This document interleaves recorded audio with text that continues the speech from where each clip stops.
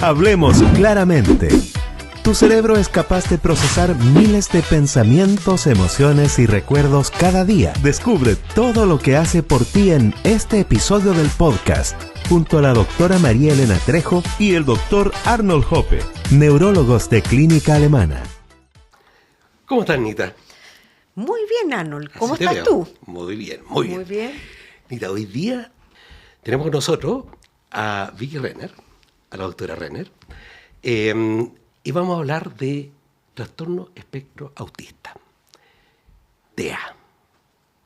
Así es. A ver, ¿qué se entiende por TEA? ¿Qué es esto del trastorno espectro autista? Lo que agradezco yo de esta instancia, de alguna manera, tiene relación a como la concienciación. Y con eso me refiero a como que el ayudar a que la población pueda tener mayor conocimiento y mayor conciencia de esta condición. Porque realmente a mí en particular no me gusta como hablar del trastorno del espectro autista. Prefiero hablar de la condición del espectro autista.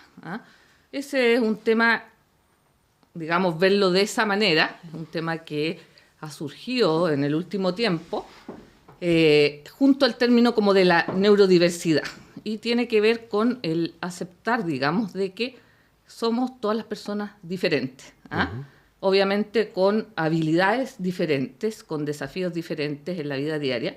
Entonces, el hablar de esta condición y un poco abordando también esto del espectro, tiene que ver con que las personas que están dentro del espectro tienen capacidades diferentes, tienen desafíos diferentes, hay como barreras diferentes para cada uno y en el fondo cuando uno trata como de definir esta condición, se dan ciertos como criterios que tienen que estar presentes para uno entenderlo. Tiene una connotación como vejatoria, Okay. Como de alguna manera decir efectivamente, tú eres autista, entonces tú eres un enfermo. Y la verdad es que no es así, te fijas tú, sino que en el fondo es una forma diferente de percibir el mundo, de procesar los estímulos sensoriales.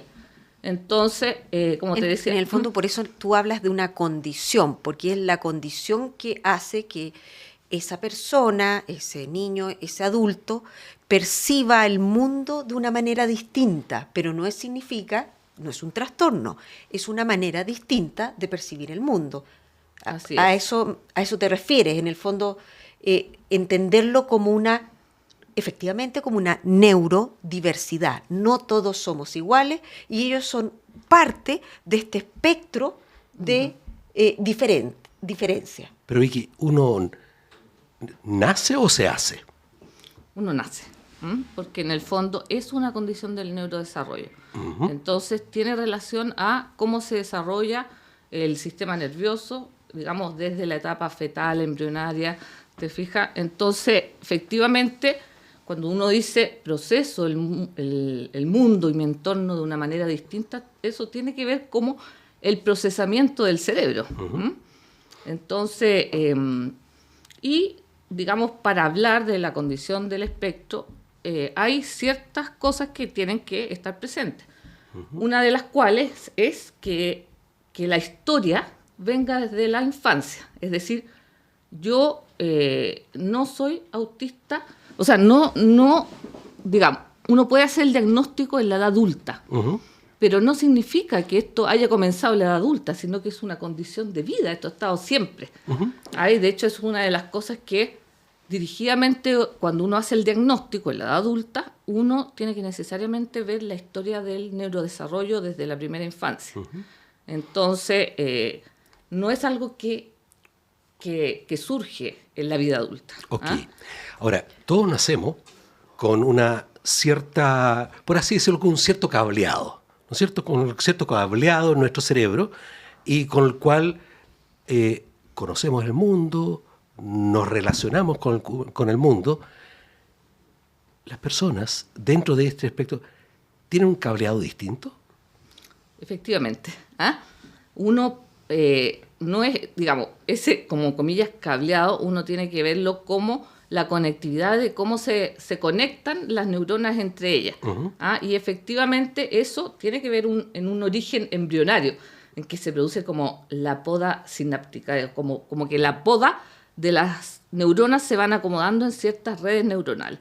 Y en el fondo, efectivamente, en los cerebros, de alguna manera, de las personas con autismo, se ven ciertas diferencias, en que las conectividades, por ejemplo, entre la corteza y las estructuras más profundas, es distinta. Tienden a estar las estructuras más próximas, hay mayor conexión, pero a veces menor conexión con estructuras del cerebro que están más distantes. Ok, o sea, como que las conexiones de larga distancia de una zona del cerebro con otro están disminuidas y otras aumentadas. Por otra parte, las conexiones como locales de una zona más próxima están sobredesarrolladas. Sí, tal cual. ¿Y esto en qué es lo que se manifiesta? Bueno, esto en el fondo tiene mucha relación a estos, digamos, elementos que tienen que estar presentes cuando uno hace el diagnóstico. O sea, uno de esos elementos son las dificultades en la interacción o en la comunicación social, ¿cierto?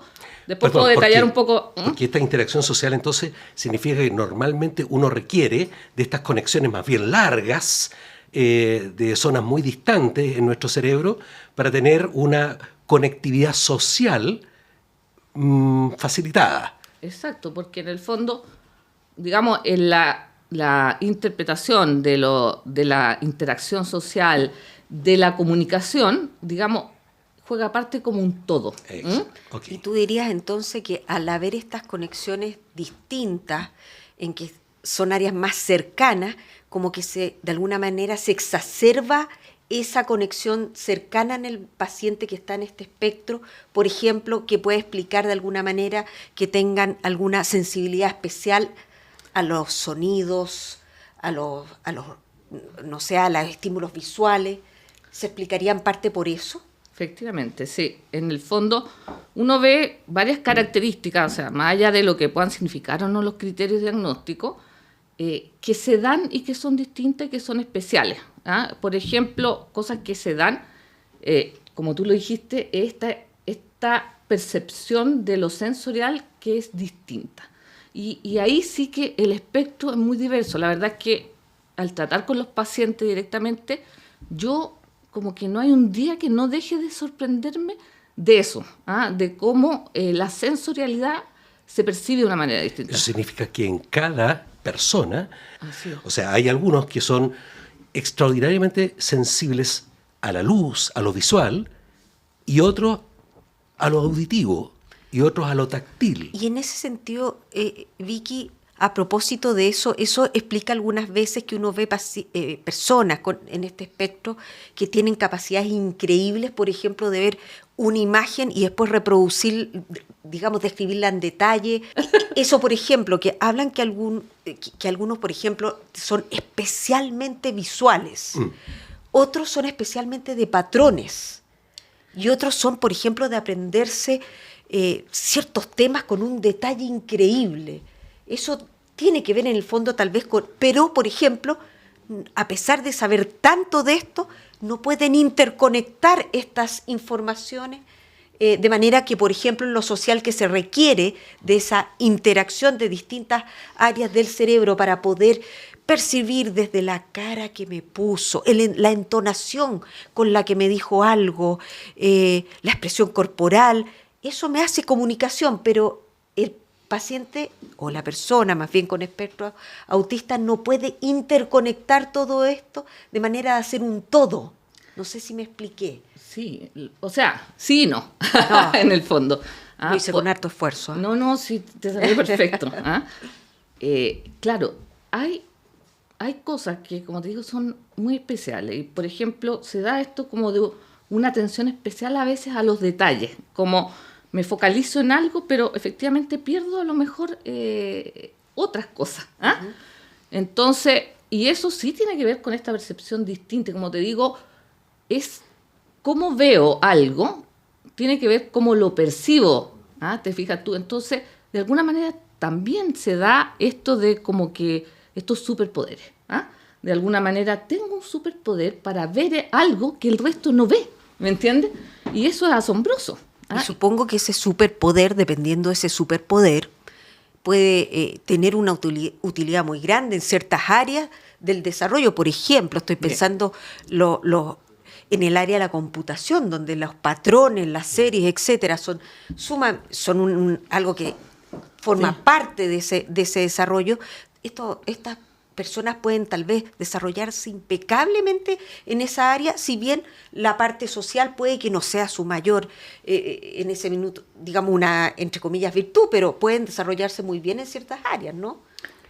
Sí, no, perfectamente. Y sucede también que respecto como a esto de la interacción, también si nosotros vemos que las personas perciben distinto el mundo y perciben también distinto la comunicación, entonces, digamos, hay de cierta manera como una barrera comunicacional o una barrera del entenderse entre el neurotípico y el autista, ¿ya?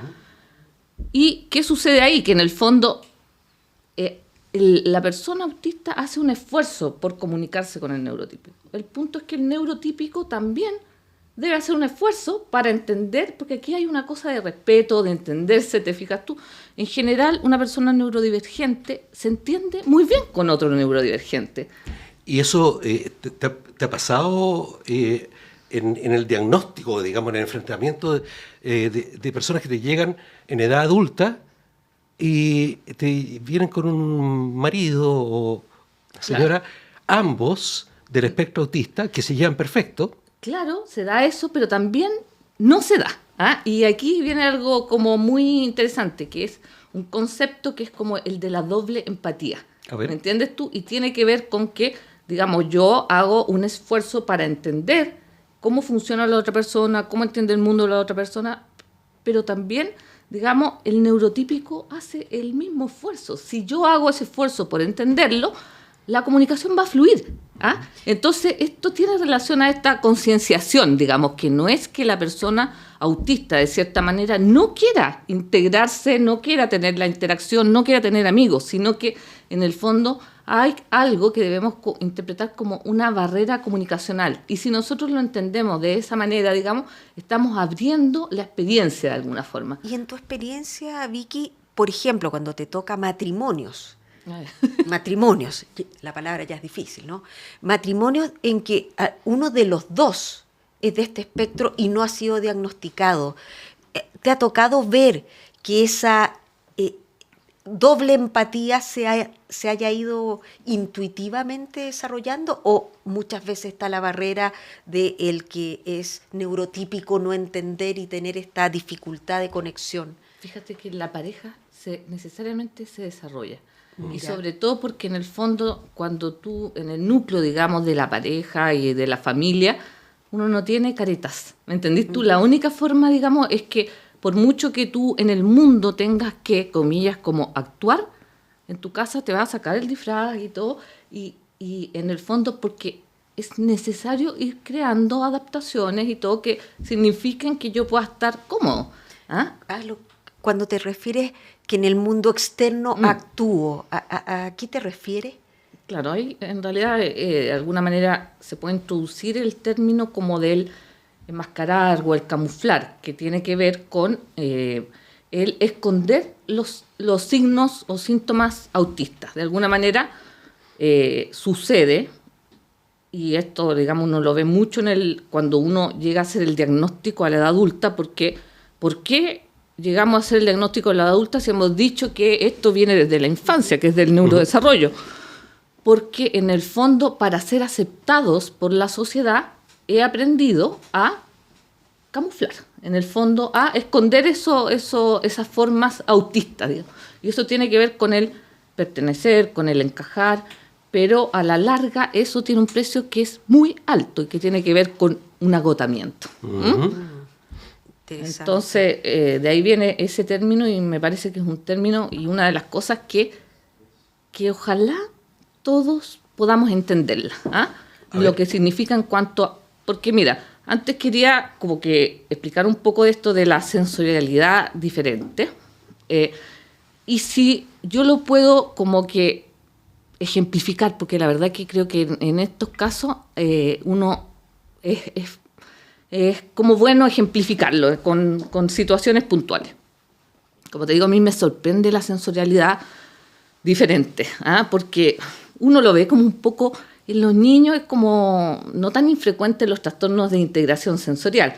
Y efectivamente, como uno lo ha visto intuitivamente, no necesariamente en personas autistas, sino que en general, y tal vez cada uno de nosotros percibe lo sensorial de una manera distinta, pero no sabemos. Yo asumo que, por ejemplo, todos perciben la luz como la veo yo. Como que intuitivamente yo digo, uy, sí, mira esta luz, pero puede ser que esta luz a ti te moleste. Pero eso uno como que lo asume como normal, ¿te fijas? O sea, a todos les debe molestar esta luz. Claro, a todos les debe molestar. Si a mí le molesta a todos. Sí. Claro. Ya. Entonces, pero mira, ante la hipersensibilidad que se da a los ruidos, por ejemplo, yo a veces he tratado como de detallar para poder entender, ¿te fijas tú? Y en ese detalle he llegado a entender que en muchos casos se da, por ejemplo, y sobre todo cuando hay una hipersensibilidad a los ruidos, ¿ya? Y sobre todo cuando estoy más cansado, primero que me molestan ciertos ruidos, pero a lo mejor cuando estoy cansado llega un punto, y esto se da, de que todos los ruidos son igual de intensos. Por ejemplo, yo estoy conversando contigo, poniendo atención a lo que tú me estás diciendo, pero ¿qué pasa si todos los ruidos son intensos? O sea, el ruido, digamos, del aire acondicionado, el ruido de los autos que están pasando por fuera. Entonces, imagínate lo que me puede costar poner un foco ante algo cuando está todo igual de intenso. Qué interesante, qué interesante. Digamos... Y cuando tú trasladas eso, porque estamos pensando también en que, como dices tú, esto parte, uno nace así, ¿cierto? Esto es una condición del neurodesarrollo. Nuestra educación se ha ido adaptando a recibir estos niños que son neurodivergentes, y como veo tú que tú en tu consulta tratas de llegar a lo más fino, de ver cómo percibe ese mundo. ¿Nuestro sistema educacional está preparado para estos niños que son divergentes, neurodivergentes? ¿Les das espacio? Tal vez si es el sonido, también les cuesta esta interacción social, y tal vez no tienen el espacio necesario que ellos sienten como mínimo para sentirse bien. Mira, yo creo que hemos ido avanzando mucho en eso, sin duda, te fijas. Y por supuesto que falta muchísimo más sobre lo que avanzar. Pero sobre todo, creo que una de las cosas en el avance es que el tema no es como que el niño se adapte, sino es que todos juguemos un rol en que el niño no tenga que adaptarse, sino que en el fondo se disponga no solo para ese niño, sino que para todos, de poder brindar las necesidades que existan. Entonces, sí, efectivamente, el tema de la educación, del comprender y del respeto tiene que ser algo que esté presente, porque ni siquiera es que uno pueda decir, ya, vamos a hacer tales adaptaciones, porque la adaptación que requiere cada persona puede ser muy distinta de la que requiere otra. Entonces... ¿Sabes que me gustaría ir un poquito... a ver, en esto, porque partimos hablando de un espectro y aparecen muchas palabras vinculadas con esto: autismo, síndrome de Asperger,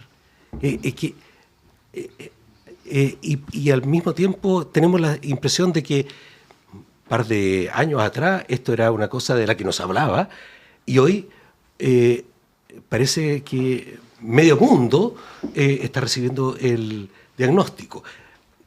¿Cuál es? A ver, si nos puede dibujar un poquito. Claro, mira, respecto de esto que tú hablaste como del síndrome de Asperger, en el fondo el término sale sale del vocabulario en la última clasificación médica, como en el DSM-5. Y eso tiene que ver, en el fondo, a que se amplían un poco los criterios.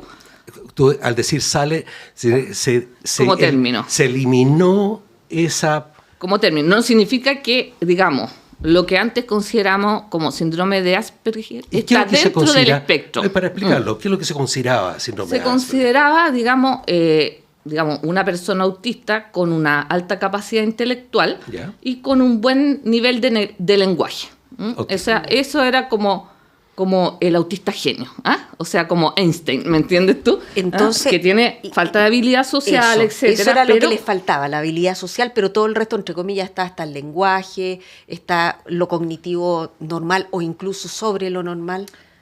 muchas veces sobre lo ¿Me normal. estás diciendo que Einstein Pero en era general, autista? mira, ese es un tema como que uno pudiese debatirlo. O sea, es difícil como, digamos, históricamente hacer diagnóstico en retrospectivo, pero justamente sí tenía rasgos que hacen pensar que posiblemente sí, digamos. Y uno de esos, digamos, que está dentro de esto que me faltó hablar, pero lo vamos a hablar igual, que es como un poco de los intereses restringidos. Claro, porque en el fondo el usar el concepto de interés restringido de alguna manera tiene como una connotación negativa. Claro, por eso me gusta a mí hablar como del intereses especiales, te fijas tú, porque más que negativo, de repente ahí está la genialidad, te El fijas. potencial. La genialidad, porque en el fondo, justamente, como estamos diciendo Einstein, tuvo que tener un interés muy especial en la física para desarrollar todo lo que se llegó a desarrollar, te fijas tú. Pero si uno mira, digamos, era una persona que tenía limitaciones en el contacto social y que se dice que adquirió el lenguaje como a los 4 años, te fijas tú. Tardíamente. Tardíamente. ¿Y por qué es eso de que adquieren el lenguaje más tardíamente? Claro, como te digo, en esto que hablábamos que el cerebro tiene una conectividad distinta y qué sé yo, el lenguaje tiene una connotación también en la interacción social y no solo eso, sino que en el fondo cuando uno dice hay una cierta limitación en el lenguaje, claro, yo puedo hablar muy bien, fluido, qué sé yo, pero puedo no leer ciertas cosas. Por ejemplo, puedo no entender las bromas, ¿ah? ¿Ya? Puedo no entender las ambigüedades en el lenguaje.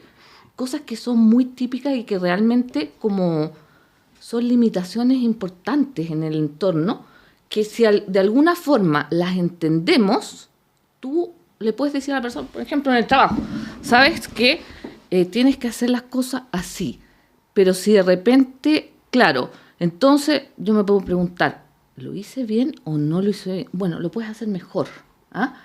¿Qué me está diciendo? ¿Que lo estoy haciendo mal o no? ¿Te fijas? En ese tipo de cosas como tan cotidianas uno...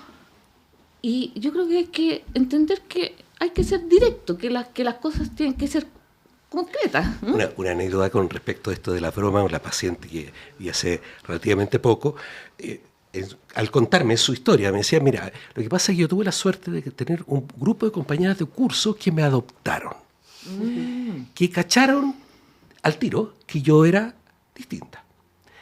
Y a ella les encanta porque yo, para ella soy divertida, pero yo no entiendo mis bromas. Porque yo digo cosas que ellas se matan de la risa, lo encuentran genial. Y yo no le encuentro ninguna gracia. Qué interesante. Entonces ella, claro, porque lo que hacía ella tiene gran habilidad de lenguaje. De hecho, es una periodista que trabaja, y en ese sentido le viene muy bien al mundo actual, porque trabaja solita, hace artículos maravillosos, espectaculares, de gran manejo del lenguaje, mucho manejo de un gran vocabulario, etc. Pero entonces ella jugaba con ese lenguaje muy tempranamente en su vida, pero ella no sabía que era especial. Sus amigas la reconocían como especial. Y hasta el día de hoy, es una mujer ya adulta, sus amigas la apañan en todo. Entonces dice, mira, oye, para un evento social, no te preocupes, nosotros te rodeamos. Entonces la apañan y es bien interesante porque un elemento bien importante es que para personas que tienen esta cualidad, la relación social puede ser muy estresante. Claro que sí. Entonces tener quien te medie es un tema súper relevante, porque muchas veces esto se acompaña de una vida con mucha angustia. Así es. No es placentero ser distinto. Oye, Vicky, y en ese sentido, ¿es más frecuente esto en el hombre, en la mujer? Claro. ¿Está cambiando a propósito de que habíamos ido viendo que de alguna manera empezó como, entre comillas, este boom de que todos somos casi del espectro, más o menos. Yo no sé si eso tiene que ver porque se ampliaron en parte los criterios diagnósticos, pero aún así es más frecuente en hombres o en mujeres. Claro. Mira, esto de que el diagnóstico efectivamente se haya hecho más frecuente tiene relación a varias cosas, ¿ah? No solamente al que se ampliaron los criterios, claro. Entonces, si se ampliaron los criterios, claro que va a haber más diagnóstico. También tiene que ver con la concienciación, es decir, hoy día, como tú dijiste, como un tema como un poco de moda, entonces la gente empieza a conocer más de qué se trata. Te fijas tú, a sacarse como el estigma de justamente el autista hombre, te fijas tú, como hombre blanco, etcétera. La verdad es que aquí la prevalencia entre una persona que sea blanco, que sea es homogénea, ¿ah? En el mundo más o menos es homogéneo. O sea, pero ¿hombres y mujeres por igual o es más frecuente en alguno de los que dos sigue, sexos? ya te explico cómo es esa parte, te fijas tú. Entonces, la primera cosa es como decir, ¿por qué hoy día es más frecuente? ¿Te fijas? Una explicación podría decir, porque hay más diagnósticos, ¿ah? Que se basaría en lo que nosotros estamos diciendo. Pero la verdad es que la explicación va más allá de esto. O sea, cuando se ha hecho estudios poblacionales, un poco se trata de sacar ese sesgo, hay algo más. Ahora, ¿qué más hay? Yo creo que en muchos aspectos no lo sabemos, ¿ah? En el fondo, ¿qué más hay? Una de las cosas que cuando se habla como de la causa, tiene que ver, por ejemplo, sea factores que se han demostrado que sí tienen relación, es la paternidad más tardía. Okay. ¿De hombres y mujeres? Me refiero, mamá y papá de mayor edad. Claro, la paternidad más tardía. O sea, en el fondo, padres que tienen hijos más viejos, de cierta manera. Ya. Eso sí es un factor que sí tiene relación, ¿te fijas tú? Después de eso, el resto de las cosas que se han hablado tradicionalmente de las vacunas, hoy ya sabemos que no tiene que ver. Te fijas tú, como que la falta de apego en la infancia, que en el fondo sería como echarle la culpa a la crianza, la verdad es que es algo muy triste que se planteó durante mucho tiempo, que en el fondo el niño autista tenía que ver con una madre fría. ¿Ah? Entonces, De poco apego inicial, o sea, como en los primeros años de vida. claro, y eso, imagínate, uno como mamá, es traumático. Si Y la eso verdad claramente se demostró que no. Se demostró que no, te fijas tú. absolutamente Y- falso. pero sí, evidentemente, hay un diagnóstico mucho mayor. Es decir, si hoy día nosotros decimos la incidencia, hoy día es 1 cada 36 niños, ¿ah? Pero hace 20 años era 1 cada 180. ¿Ah? O sea, hay un aumento real. Real. Hay un aumento Y a real. escala mundial. Claro, y yo te digo, efectivamente, es cosa de que uno converse con un profesor de educación básica. ¿Ah? A veces el profesor no va a tener ninguna duda en decirte. Bueno, pensemos en un profesor que no sea como que está recién salido de la universidad, digamos, en decir, oye, yo antes no veía lo que hoy día veo. ¿Ah? Entonces, sí, hay una mayor incidencia que no solo tiene relación con el mayor diagnóstico. Ahora, respecto a las mujeres, claro, el punto es que el autismo es 4 veces más frecuente en hombres que en mujeres. La pregunta es si eso es porque realmente es así o no. Porque efectivamente estamos viendo en el último tiempo que ahí hay un sesgo de género en el diagnóstico. ¿Ah? ¿Por qué? Ya. Una de las causas es porque, como en este estigma, te fijas tú, el autista, digamos, se ve bajo ciertos parámetros, se mira bajo ciertos parámetros, y el cerebro de la mujer también tiene características distintas porque somos mujeres. O sea, la mujer tiene mayor capacidad de forma innata en camuflar. ¿Ah? Entonces, esa es una de las causas por las cuales cuando uno hace los diagnósticos en la edad adulta, hay una mayor frecuencia en mujeres, porque los hombres se han diagnosticado cuando fueron Camuflaron niños. muy bien, Ok. hasta Las mujeres edad avanzada. Camuflamos bien las mujeres. ¿Ah? Bueno, todo. En todo orden de cosas, por supuesto. Todo orden de cosas, exacto. No nos pongamos a ese. Tú sabes que no te va a ir bien, Arnold. 2 contra Sigamos. 1. A eso me refería. Entonces, y también las formas de, digamos, los intereses a veces restringidos de las mujeres son más aceptados socialmente. ¿Mm? Ajá, ok. ¿Te fijas tú? Entonces, hay varios factores por los cuales Claro, el decir, digamos, es tanto más frecuente en los hombres que en las mujeres, así como 4-1, yo creo que no. ¿Ah? O sea, tu experiencia actual es que te toca mucho más frecuentemente hacer el diagnóstico en la edad adulta en mujeres que en hombres, porque los hombres tuvieron mucho más frecuentemente un diagnóstico temprano. Y porque, digamos, al haber sido tanto o considerado tanto más frecuente, los criterios diagnósticos y las formas de medirlo están hechas como para hombres. ¿Ah? Ok. O sea, como que de alguna manera, al ampliar los criterios, tal vez podemos ver más el autismo en mujer, y eso significa a la larga, porque cuando uno hace el diagnóstico en una persona adulta, la verdad es que esa persona trae una carga emocional de años de haberlo pasado mal, de tener como esa sensación de no encajar. ¿Ah? Hay una sensación de tristeza en eso que es muy grande, y de hecho eso tiene relación a que la comorbilidad con trastornos depresivos y ansiosos es muy alta. ¿Ah? Esto estamos hablando de alrededor, y probablemente más, que el 30%. ¿Ah? Existe esa comorbilidad. Por este gran esfuerzo que significa y por la sensación con... de haber sido excluida, de haber sido como, me he sentido como no encajar, casi como un bicho raro, ¿me entiendes? ¿Ah?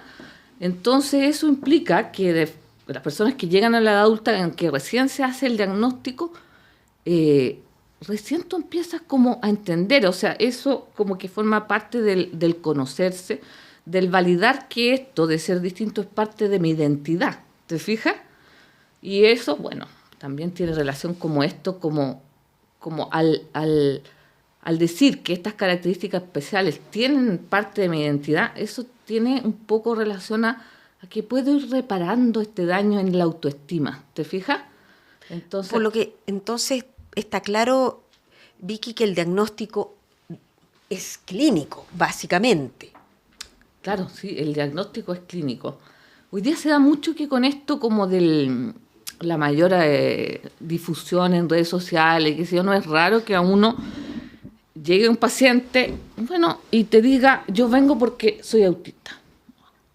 O sea, se hizo el diagnóstico usted solo. ¿Ya? Entonces ya, ok, sabes tú que un porcentaje importante de aquellos que consultan con eso tienen razón, ¿me entiendes?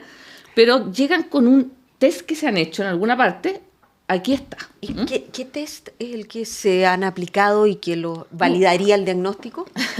No existe un test. Ya, no te sirven los tests. Eso es importante. No es que no te sirvan, pero no existe un test que haga el diagnóstico, como no existe un examen. Como pero déjame tomar ese hilo de lo que acabas de decir, porque es la experiencia que también he tenido.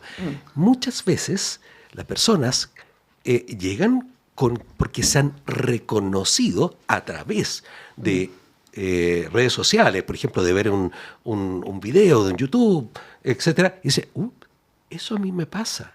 Esto que dice la persona, que es su vivencia como autista, eso es exactamente lo que a mí me pasa. Es que de pronto les resuena algo que a través de las redes sociales se enteran. Sí.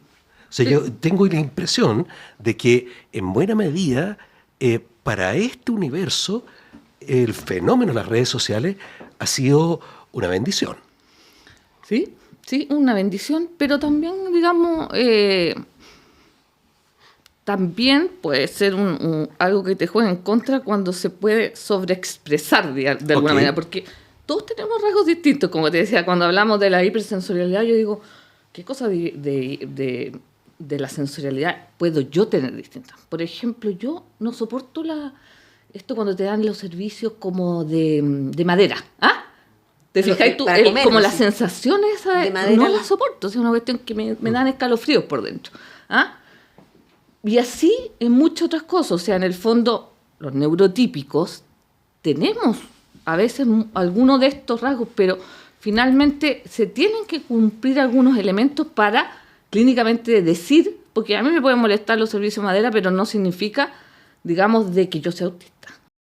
Todos tenemos ciertas particularidades y hacemos una inferencia a partir de la forma como nosotros percibimos el mundo, que todo el resto debe percibirlo igual. O sea, cuando tú me dices que eso es azul, o sea, y nos ponemos de acuerdo que es azul, sí, nos ponemos de acuerdo, pero eso no significa que efectivamente mi noción de azul será exactamente la misma que la tuya. O sea, ahí hay también un encontrarse desde una realidad que es necesariamente súper particular.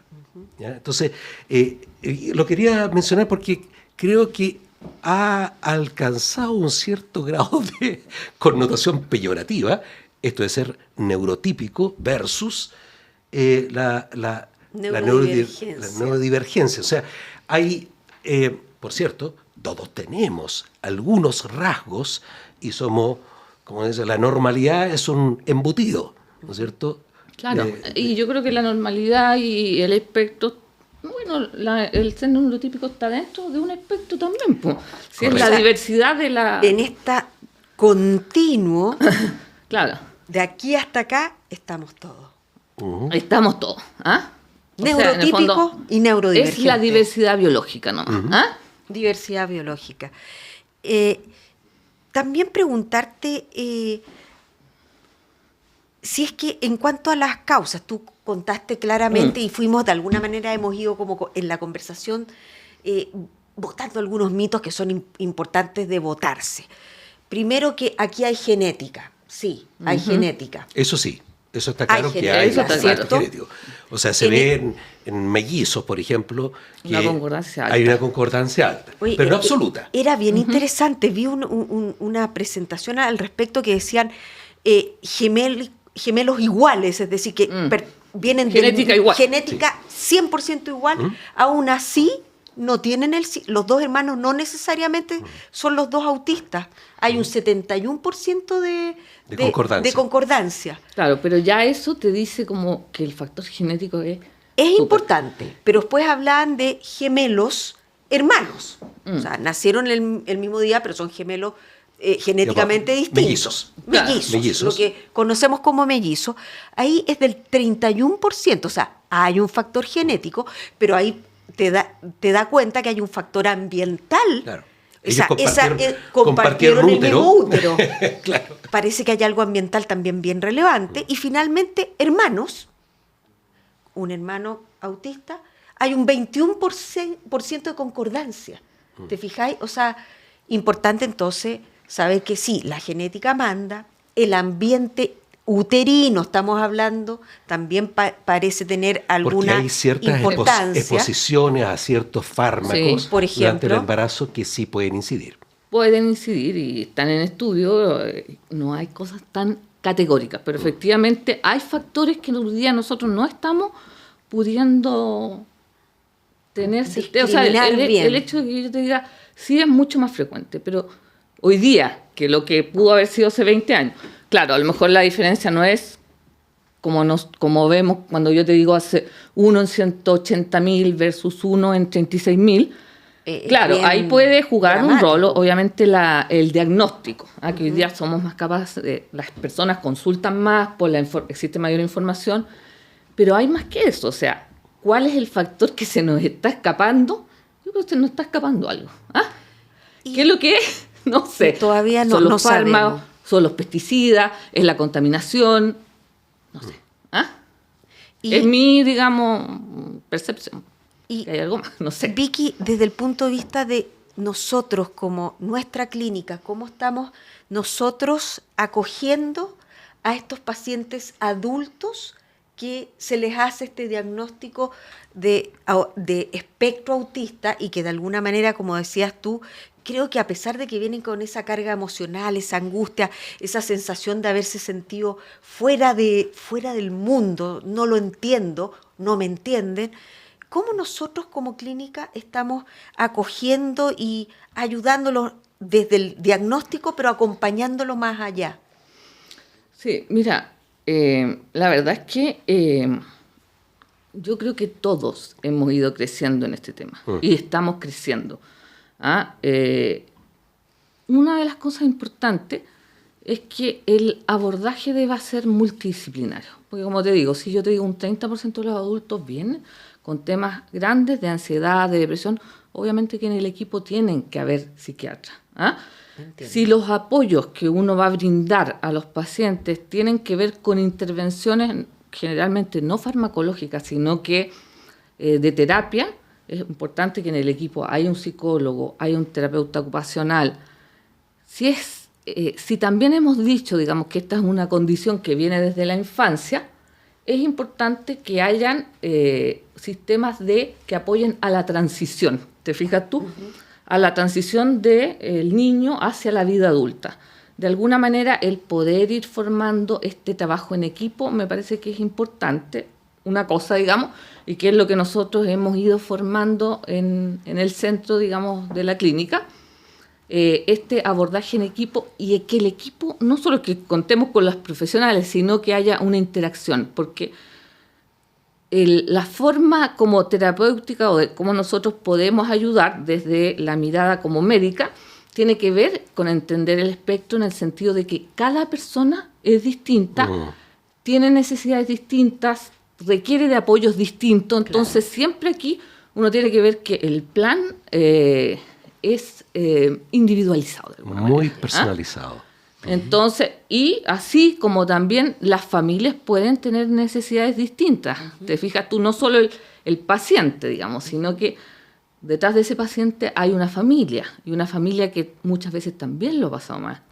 A propósito de lo cual, dijimos antes, de esta parte genética, a mí me pasa mucho, y de lo de la transición y qué sé yo, que en el fondo los neurólogos infantiles, los psiquiatras infantiles, claro, atienden a un niño, pero de repente miran y dicen, me tinca que esto viene del papá.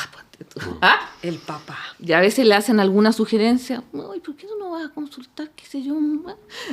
Llegan el padre y también porque ha reconocido cosas en su hijo que él ha dado por normales, porque él también las ha tenido de toda la vida. De toda la vida. Qué interesante. ¿Te fijas? Pero claro, una de las cosas, Anita, contestando a la pregunta es, digamos, la transición. La transición Importante, es un tema entonces. importante. La transición desde la neuropediatría.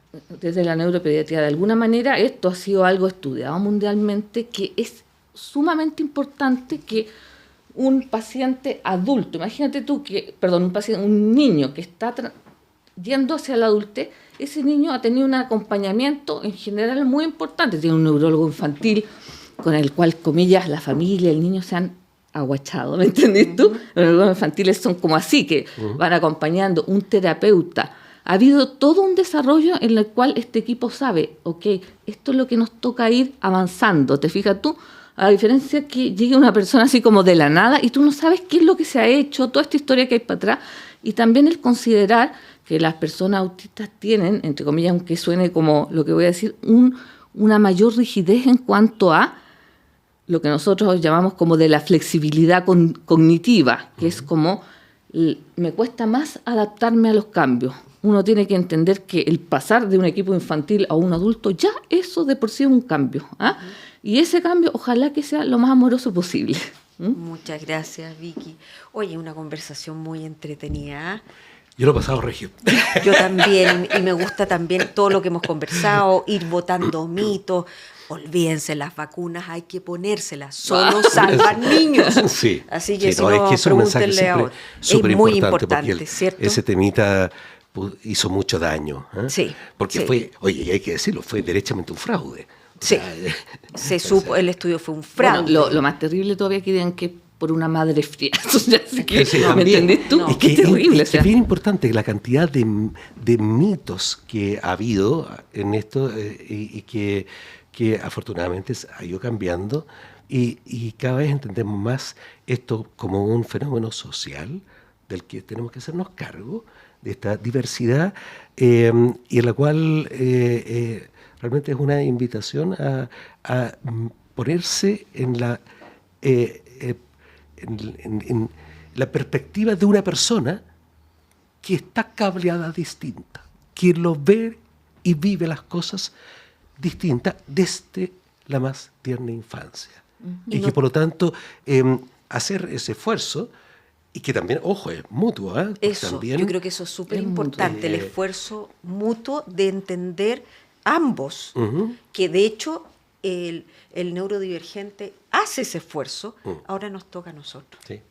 Sí, bueno, es nuestro desafío. Muchas gracias, Vicky, por habernos acompañado en este encuentro y nos vemos, ojalá, en nuestro próximo podcast. Muchas gracias por acompañarnos. No te pierdas este y otros podcasts de Clínica Alemana en nuestras diferentes plataformas digitales.